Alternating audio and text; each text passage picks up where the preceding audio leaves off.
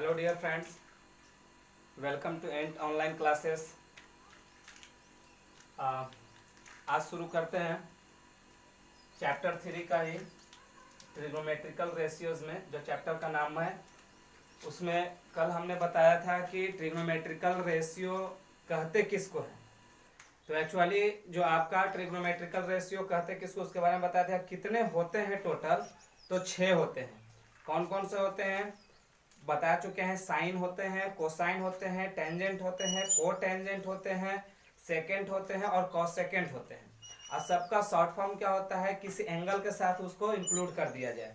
तो यानी sine theta, cos theta, tan theta, cot theta, sec theta and cosec theta, ये 6 जो होते हैं टोटल जो होते हैं ट्रिग्नोमेट्रिकल रेशियोज कहा जाता है। ये 6 को कैसे हम लोग फाइंड आउट किए थे, तो वह राइट ट्रायंगल में फाइंड आउट किए थे, ठीक है।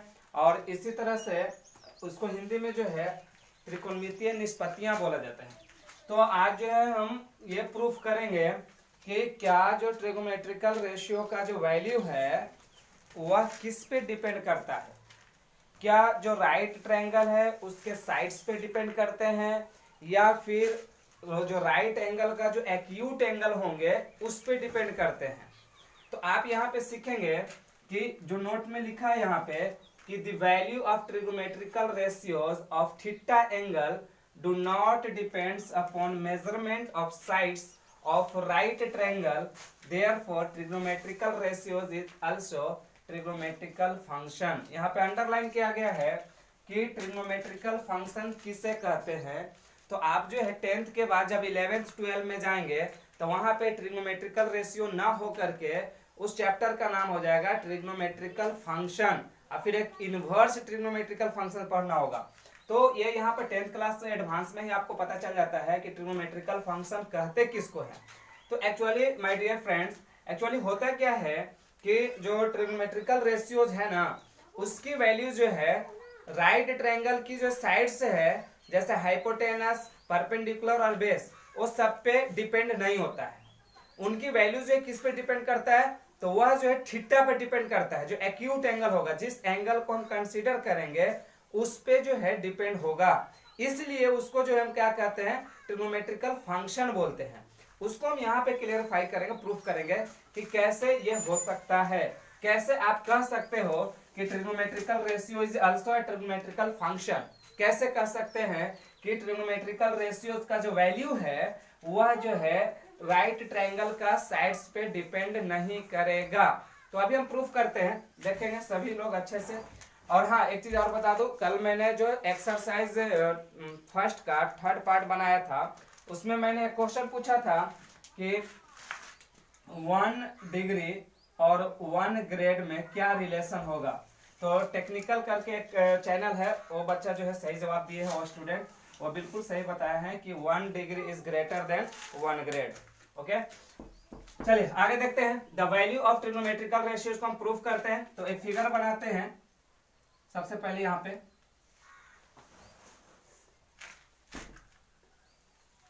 देखेंगे बहुत गौर से और अच्छे से। A B C and D and ई।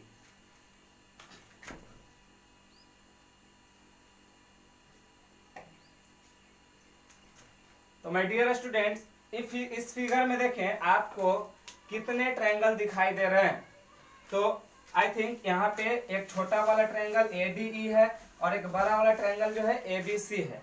और दोनों के दोनों ट्रायंगल क्या है, राइट ट्रायंगल है। क्यों? बिकॉज ऑफ यहाँ पे angle D equal to 90 degree और यहाँ पे एंगल C इक्वल टू क्या है, 90 डिग्री है। और यहाँ पे थीटा जो है आपका एक एक्यूट एंगल है। तो आप बताओ, अगर मैं बात करूं इस ट्रायंगल में और ये बड़े वाला ट्रायंगल में, दोनों को देखा जाए तो देखिए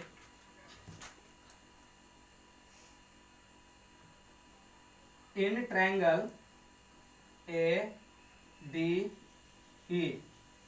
एंड ट्रायंगल ACB में आपको क्या क्या चीज दिख रहा है। सो आप देखेंगे angle D and angle C equal है और किसके बराबर है, तो 90 डिग्री के बराबर है, ठीक है। And angle A equal to theta, जो कि कॉमन है, दोनों ट्रायंगल में क्या है, कॉमन है। तो इस रीजन से ये दोनों ट्रायंगल क्या हो जाएंगे आपका, triangle A D E is similar to triangle A C B. अगर सिमिलर का प्रॉपर्टीज पढ़ चुके हैं तो आप ये तो जान रहे हैं, 10th क्लास का जो एलिमेंट्री मैथ उसमें सिमिलरिटीज पढ़ना है। तो triangle A D E similar हो जाएगा ट्रायंगल ए सी बी से, वो भी कौन सा प्रॉपर्टीज से हो जाएगा, तो आप बताएंगे कि थ्योरम कौन सा हो जाएगा। यहाँ पे एक एंगल दोनों में कॉमन है, ये एंगल, यानी दो एंगल दोनों ट्रायंगल का आपस में क्या है, बराबर है। तो थर्ड एंगल जो है और बाय डिफॉल्ट क्या हो जाएगा, इक्वल हो जाएगा। यानी आप कह सकते हैं ए सिमिलर से ये क्या है, सिमिलर है। इस प्रॉपर्टी से क्या है, डबल ए से क्या है, ये सिमिलर है। अब जो है जब ट्रायंगल सिमिलर होता है तो उनकी जो कॉरस्पॉन्डेंस साइड होते हैं उनकी जो रेशियो क्या होते हैं, प्रोपोर्शनल होते हैं, यानी सभी रेशियो क्या होते हैं, बराबर होते हैं, सेम होते हैं। तो इट मीन्स यहां पे अगर मैं निकालना चाहूं कि एडी ठीक है, एडी और इसका रेशियो एडी लूंगा तो यहाँ पे रेशियो लेना पड़ेगा एसी, यानी कि एसी इक्वल टू, अगर इस रेशियो की बात किया जाए ए लिया तो यहाँ पे किसका लेना पड़ेगा, ए बी। और अगर मैं ये डी लूं तो यहाँ पे लेना पड़ेगा बी सी। इतना तो आपको क्लियर हो गया, क्यों, क्योंकि फिर से सुन ले प्रॉपर्टीज क्या होता है। अगर दो त्रिभुज, दो ट्रायंगल अगर सिमिलर हो तो उनकी जो कॉरस्पॉन्डेंस साइड्स का रेशियो जो होते हैं वह प्रोपोर्शनल होते हैं। इट मींस सभी के सभी रेशियो क्या होंगे, बराबर होते हैं। ओके, तो अब यहाँ पे देखेंगे कि AD बाई AC। ओके, चलते हैं हम यहाँ पे कि थोड़ा सा इन दोनों को लेकर के आपस में चलते हैं, तो क्या मिलने वाला है कि AD by AC equal to AE by AB। अब क्या करें, आप यहां से देखिए, आप AD और AE की रिलेशन की निकालना है तो AD AE यहां आ जाएगा और ये आपका AC ऊपर चला जाएगा और AB यहाँ पे हो जाएगा। मैंने केवल ट्रांसफर किया है और कुछ नहीं किया है। AC के जगह पे AE को रिप्लेस किया है और AE के जगह पे AC को रिप्लेस किया है। अब बताएं आप AD बाई AE, AD इस एंगल की बात कर रहा हूं, AD बाई AE। तो इस ट्रायंगल में अगर बात किया जाए तो AE क्या हो जाएगा, हाइपोटेनस हो जाएगा और AD क्या हो जाएगा आपका, तो बताइए ये AD जो हो जाएगा वह हो जाएगा आपका बेस हो जाएगा इस फिगर के लिए, छोटे वाले स्मॉल ट्रायंगल के लिए। तो यानी कि यहाँ पे रेशियो है AD यानी कि B बाई H। तो B बाई H जो होता है आपको पता है कॉस हो जाएगा। क्यों, क्योंकि बेस इसलिए क्योंकि इस थीटा के इसकी वैल्यू को हम कंसीडर करें, इस एंगल का अगर इसको करते तो ये परपेंडिकुलर हो जाता है। बट यहाँ पे और इसकी प्रॉपर्टीज के बारे में कल ही बता चुका हूँ कि हम लोग परपेंडिकुलर को कैसे डिसाइड करें, कैसे आइडेंटिफाई करेंगे। तो यहाँ पे क्या हो जाएगा, कॉस, एंगल कौन सा है, थीटा, तो कॉस थीटा हो जाएगा माय डियर स्टूडेंट। अब इस बड़े वाले फिगर में आ जाए आप, तो बड़े वाले फिगर के लिए AC भी तो यहाँ से यहाँ तक के B ही हो जाएगा, AC भी क्या हो जाएगा, B ही हो जाएगा। और यहाँ से यहाँ तक AB लिया जाए तो क्या हो जाएगा आपका H हो जाएगा, तो ये भी क्या हो जाएगा, cos थीटा हो जाएगा। कई स्टूडेंट को ये कंफ्यूजन होगा कि sir AE not equal to AB, तो फिर ये वाला तो नहीं होना चाहिए। तो माय डियर स्टूडेंट्स, आपका थिंकिंग बिल्कुल सही है कि AE बराबर AB यहाँ पे नहीं है, तो cos थीटा बराबर cos थीटा, यहाँ पे भी ये cos थीटा कैसे आएगा। तो माय डियर स्टूडेंट ये बताएं कि क्या मैं इस फिगर के लिए तो cos थीटा ही लूंगा ना, H चाहे वो जो भी हो, B चाहे जो भी हो। फॉर्मूला हमारा क्या होता है कि B बाई H को हम क्या कहते हैं, cos थीटा कहते हैं। इसका मतलब ये पता चला कि यहाँ पे जो है साइड्स पे डिपेंड नहीं है, या ट्रिग्नोमेट्रिकल रेशियो साइड पे डिपेंड नहीं है। अब इसको मैं एक एग्जांपल लेकर के देकर के आपको बता रहा हूँ कि चलिए यहाँ से यहाँ तक की वैल्यू मैं मान लेता हूँ कि 2 है, चलिए 2 मान लेते हैं, और यहाँ से यहाँ तक की वैल्यू जो है आपका 4 है, ठीक है। और यहाँ से यहाँ तक की जो वैल्यू है ये आपका मान लो कि 1 है, ठीक है। और यहां से यहां तक की जो वैल्यू है आपका पूरा कैपिटल जो है वह 8 है, ठीक है। हालांकि ऐसा तो नहीं होगा क्योंकि ये छोटा होना चाहिए, दुगुना तो सॉरी यहाँ 2 हो जाएगा, ये मान लिया ये वैल्यू है टोटल। तो अगर आप लेंगे यहाँ पे AD बाई AE तो आपको लेना पड़ेगा 1/2 और ये वैल्यू लेना पड़ेगा तो कितना लेना पड़ेगा 2/4, तो 2 दूने के 4 यानी कि 1/2। ये तो हर हाल में क्या आ रहा है, बराबर आ रहा है ना, चाहे ये वैल्यू जितना भी है इनका रेशियो क्या आएगा, सेम आएगा। तो जब रेशियो सेम आएगा इसका मतलब क्या है कि हमारा साइड बड़ा है। आप देखिए यहाँ पे इसकी साइड इतना है, AE जो है इतना है और AB जो है उससे बड़ा है, फिर भी आपका जो वैल्यू कितना आ रहा है 1/2 आएगा और फिर भी क्या आ रहा है cos थीटा ही आ रहा है। इट मीन्स इसकी वैल्यू जो है यानी कि ट्रिग्नोमेट्रिकल रेशियोज की जो वैल्यू है वह जो है आपको साइड्स पे डिपेंड नहीं हो रहा है। किस पे डिपेंड हो रहा है, आपको एंगल पे डिपेंड हो रहा है, यानी कि थीटा पे डिपेंड होगा। ये इसी चीज को समझाना था, इसीलिए इसको हम ट्रिग्नोमेट्रिकल फंक्शन भी कह सकते हैं और कहते हैं।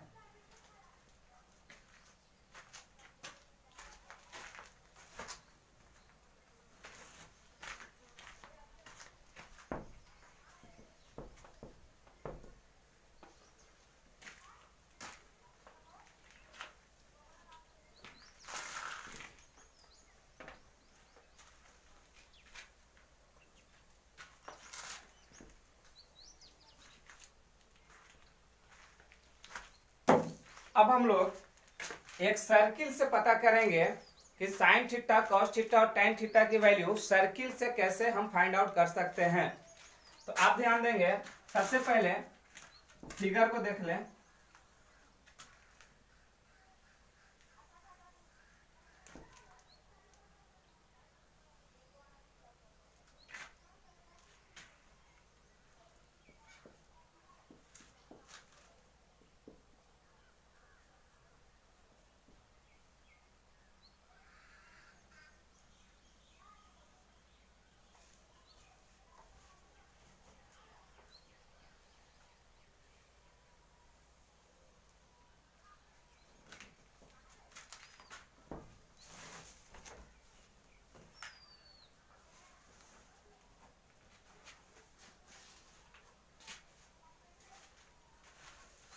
एक सर्किल है, अब यहाँ पे एक पॉइंट दिया गया ए, ये कुछ एंगल यहाँ पे आ जाएगा,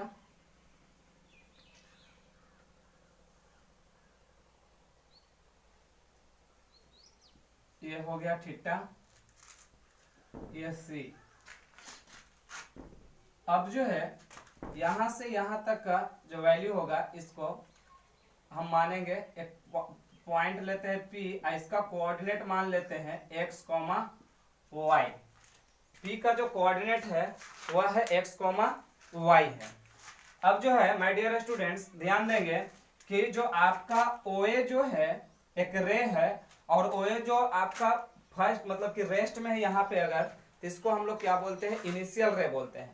तो इनिशियल रे क्या है आपका, यहाँ पे इनिशियल रे जो है OA है, लेकिन टर्मिनल रे जो है जो फाइनल स्थिति पे यानी कि रोटेट करने के बाद पहुंचा है वह क्या है आपका OP है। तो OP है तो यानी कि यहां से यहां तक x है और ये क्या है आपका r, ये r है, रेडियस है।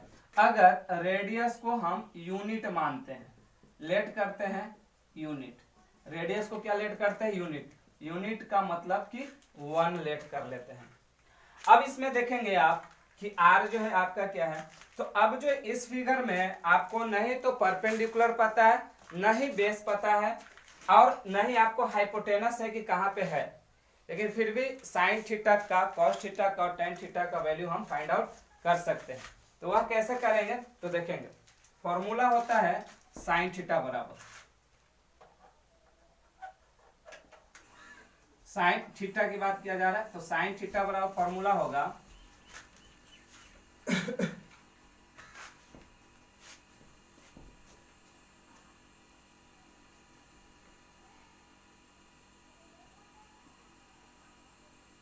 Projection projection of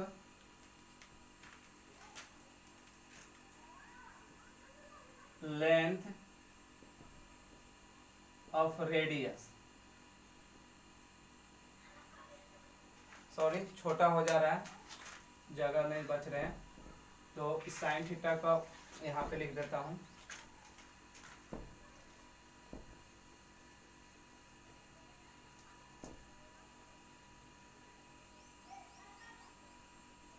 projection of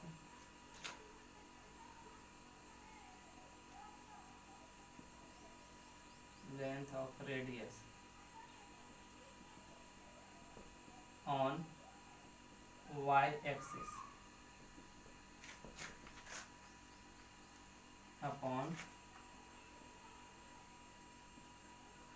length of radius। ये होता है साइन थीटा का। कॉस थीटा का क्या हो जाएगा? तो कॉस थीटा का हो जाएगा projection of length of radius on x axis, my dear student, upon length of radius. Sine theta हो गया, कॉस थीटा हो गया, और एक और टैन थीटा का लिख देता हूं यहाँ पे। टैन थीटा हो जाएगा projection of length of radius on Y axis upon projection of length of radius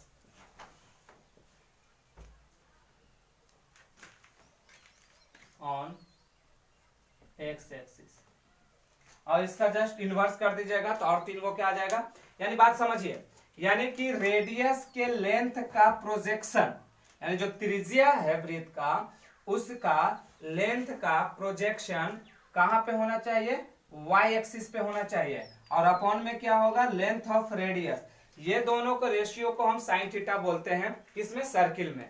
और यहाँ पे भी वही है, लेंथ ऑफ रेडियस, बस यहाँ पे क्या है? एक्स एक्सिस पे होना चाहिए। तो माय डियर स्टूडेंट, प्रोजेक्शन का मतलब होता है शैडो, छाया। अब कैसे? अगर यहाँ से कोई लाइट जलाया जाए, यहाँ से लाइट को जलाया जाए, फोकस किया जाए, तो यहाँ से रोशनी आएगा इस पे। अब रोशनी आएगा तो इस रेडियस का प्रोजेक्शन कहाँ पे आके गिरेगा? इस तरह से आप खुद बताओ कि कहाँ पे आकर के इसका रेडियस, और किस पे कह रहा है? वाई एक्सिस पे। तो वाई एक्सिस पे तो कितना आएगा? तो यहाँ आने वाला है, ये इतना भाग को ये क्या करेगा?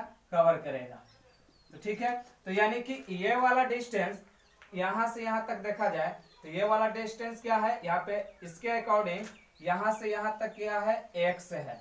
यहाँ से यहाँ तक क्या है? एक्स है। और ये वाला क्या है? अपॉन में आर। तो और ये डिस्टेंस यहाँ से यहाँ तक ये क्या है? आपका वाई है। तभी तो कोऑर्डिनेट यहाँ पे कितना है? एक्स कॉमा वाई है। तो इसके अकॉर्डिंग आप जो है पहले इसको नोट कर लें, फॉर्मूला को पहले नोट कर लें, बाद में यहाँ पे देखेंगे। अब इसके अकॉर्डिंग आप अगर बोलोगे कि साइन थीटा क्या मिलेगा सर, तो साइन थीटा यहाँ पे मिलेगा projection of length of radius on Y axis. तो वाई एक्सिस पे इसका प्रोजेक्शन कितना होगा? वाई। अपॉन में क्या कर रहा है? Length of radius. Length of radius यानी कि 1 यूनिट हम लेट किया है, तो यानी कि साइन थीटा बराबर क्या मिल गया आपको? वाई मिल गया। इसी तरह से सिमिलर कॉस थीटा अगर आप लेते हो तो कॉस थीटा की वैल्यू कितना मिलेगा? आपको x मिलेगा। tan थीटा लेते हैं आप तो tan थीटा की वैल्यू क्या मिलेगा? y/x मिलेगा। सिमिलर इसको जो है इनवर्स हम कर लेंगे। अब यहाँ पे आप देखेंगे कि साइन थीटा बराबर y, कॉस थीटा बराबर x और tan थीटा बराबर y/x मिलेगा।